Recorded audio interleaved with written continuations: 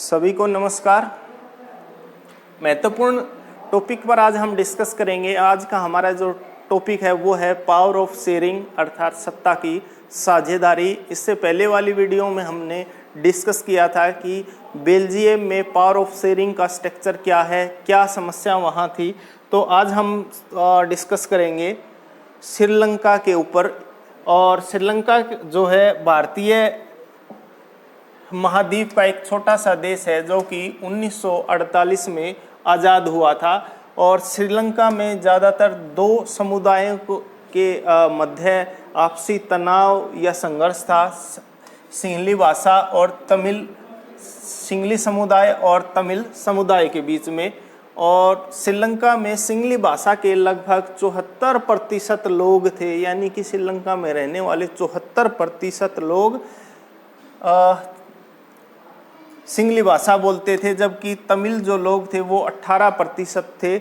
और इनमें भी 18% में 13% स्थानीय तमिल थे और 5% जो है भारतीय मूल के थे। भारतीय मूल का अर्थ ये था कि उनके पूर्वज जो है भारत से जाकर के वहाँ बसे थे, तमिलनाडु से, कर्नाटक आदि से जाकर के श्रीलंका में बसे थे। तो आप देखेंगे कि श्रीलंका में भी बेसिक स्ट्रक्चर आपको जो येलो कलर का नज़र आ रहा है ये सिंहली भाषा की जहाँ संख्या ज़्यादा है वो है। इसके अलावा जो लाल कलर का है ये तमिल भाषा के लोगों का क्षेत्र है।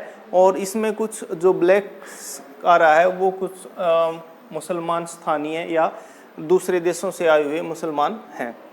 और इसके साथ साथ में सिंहली भाषा के 74% लोग, तमिल के 18% लोग, 7% जो शेष रह गए वो ईसाई मूल के थे। और ज़्यादातर श्रीलंका में रहने वाले लोगों का जो धर्म था वो था बौद्ध धर्म को, और जबकि तमिल भाषा के लोग हिंदू तथा मुस्लिम धर्म को मानते थे।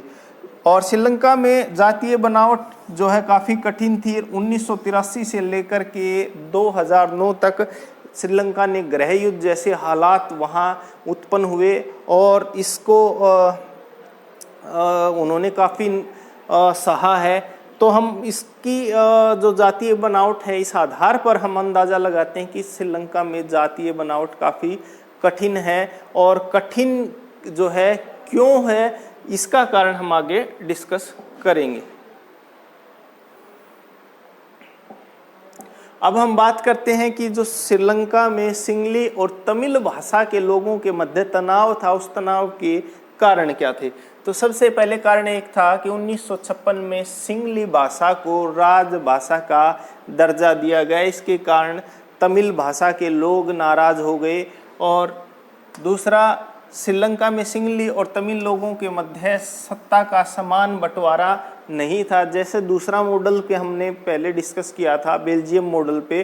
तो बेल्जियम मॉडल में सत्ता की साझेदारी की समस्या को सुलझाने के लिए समान प्रतिनिधित्व दिया गया था। और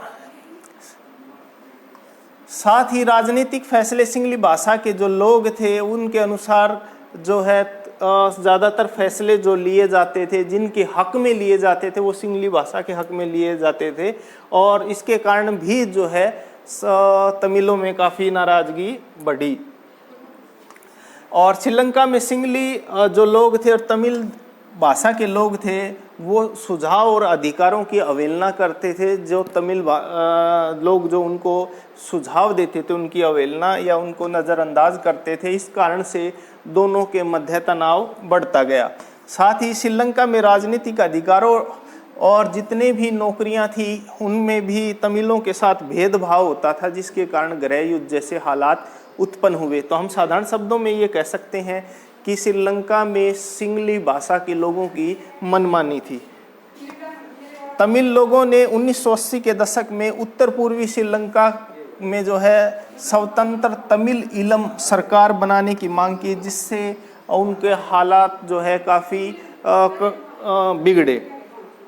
और हालांकि श्रीलंका ने भारतीय महाद्वीप में आर्थिक विकास और शिक्षा और स्वास्थ्य के मामले में भारत से भी काफ़ी बेहतर है। और 2009 में श्रीलंका को इस गृह युद्ध से छुटकारा आखिरकार मिला। तो हम अब